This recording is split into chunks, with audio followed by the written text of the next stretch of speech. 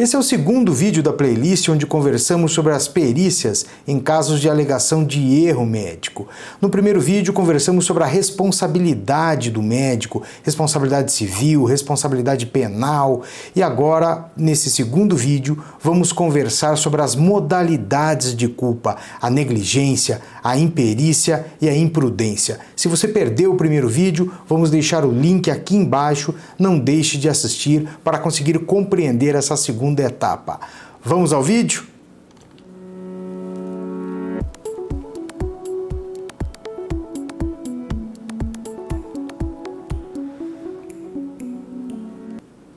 Olá, eu sou Christopher Martins, médico especialista em medicina legal e também perícias médicas.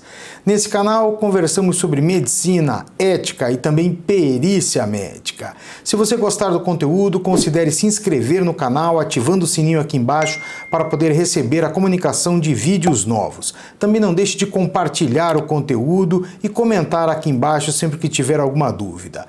Vamos ao vídeo?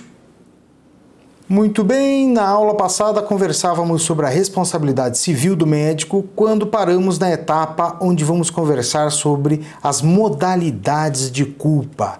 Vamos iniciar pela imprudência médica. As modalidades são a imprudência, a imperícia e a negligência.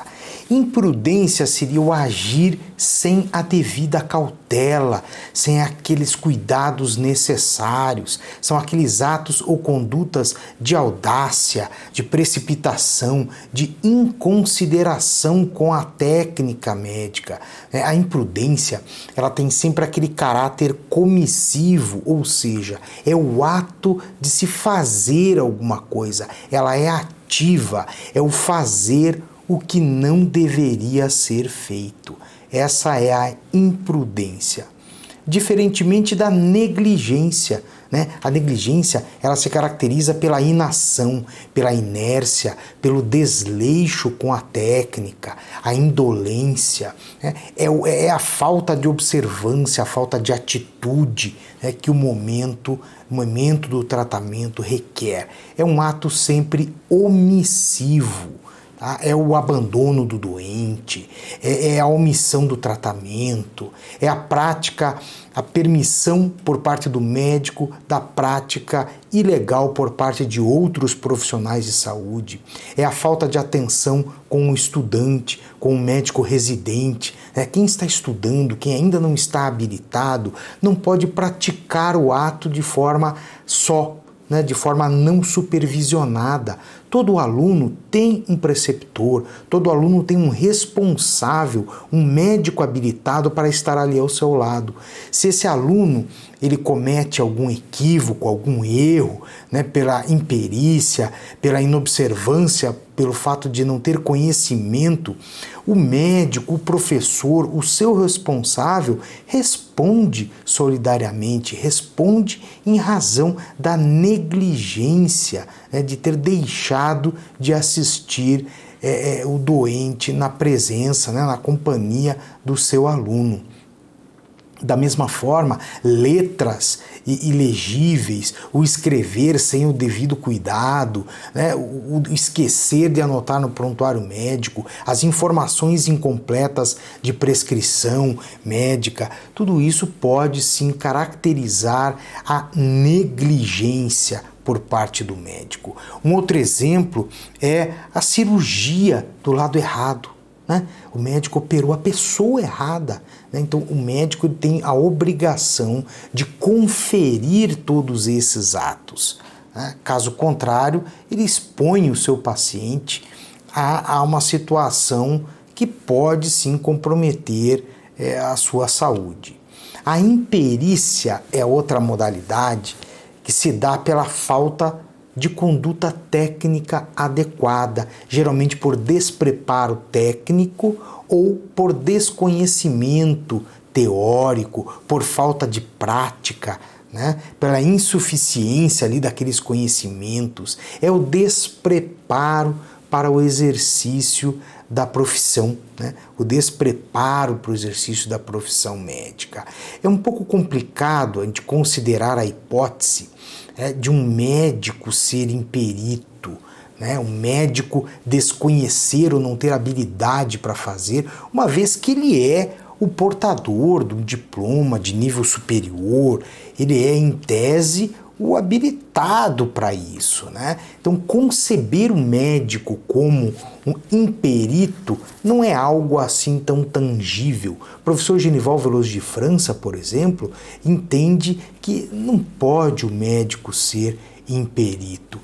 Particularmente, eu tenho as minhas objeções a essa afirmação de que jamais o médico pode ser imperito, pois a medicina ela avança com um volume de conhecimento muito grande e não é possível que um médico detenha todo e qualquer conhecimento a respeito de medicina.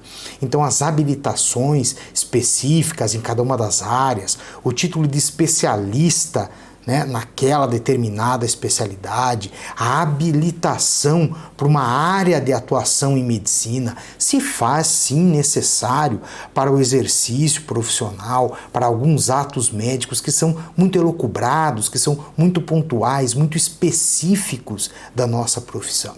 Então pode sim, a meu ver, um médico incorrer em imperícia. Agora, o diagnóstico errado, nem sempre ele caracteriza uma imperícia, né, por parte do profissional, mesmo porque é complicado se falar em diagnósticos. O que temos são hipóteses diagnósticas. O ser humano é muito complexo, o ser humano é único, nem sempre se tem assim essa possibilidade de se fazer uma afirmação tão categórica. E aqui, na imperícia, há uma certa diferença, né, da negligência e da imprudência, né? Enquanto a negligência e a imprudência têm indícios assim, mais graves da culpabilidade, porque, de certa forma, o indivíduo corroborou, o profissional, ele deixou de fazer o que deveria ser feito, negligência, ou ele fez de forma descuidada, fez o que não deveria fazer, né, a imprudência. A imperícia, ela parte de um princípio que o indivíduo não tinha aquele conhecimento que deveria ter, ou não tinha a devida prática, que deveria possuir. É uma modalidade um pouco mais, vamos dizer assim, menos tangível de se caracterizar, de se consumar a culpa, do que por meio da negligência e da imperícia.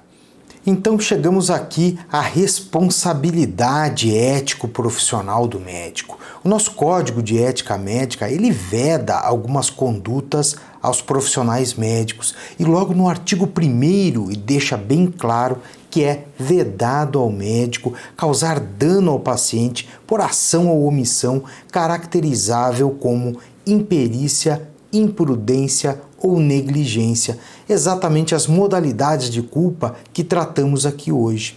E vocês se recordam do exemplo que demos no vídeo passado, quando conversávamos sobre a situação em que um suposto médico deixou o plantão antes da chegada do seu colega, e nesse intervalo de tempo, enquanto o seu colega não chegava e o médico já tinha deixado o pronto-socorro, chegou lá um paciente em parada cardiorrespiratória e acabou evoluindo ao óbito sem que fosse assistido por profissional médico. Se recordam desse exemplo? Então, o artigo 9º do nosso Código de Ética Médica, ele fala exatamente sobre isso, né? Ele diz que é vedado ao médico deixar de comparecer a plantão em horário pré-estabelecido ou abandoná-lo sem a presença de substituto, salvo, obviamente, né, por motivo justo, por justo impedimento. Então há aqui também uma falta ética desse profissional que abandona o seu plantão sem a chegada do seu colega. Além da infração ao artigo 1º, se tem aqui uma infração ao artigo 9º do Código de Ética Médica. Tá? Então é importante nós entendermos essas características, especialmente no que tange à culpa. E é importante também eu já adiantar uma questão importante a respeito da profissão do médico perito. Enquanto peritos, nós temos que tomar muito cuidado para nos abstermos de abusos. O perito ele não pode ir além da sua competência, ele não pode ir além da sua atribuição. E não faz parte da nossa atribuição o juízo de valor. Quem decide se foi um erro ou se não foi um erro, quem decide se há culpa ou não há culpa é a autoridade judiciária, é o Conselho Regional de Medicina, o Conselho Federal de Medicina, quem tem a atribuição de julgar, quem tem a atribuição de decidir a respeito dessa situação.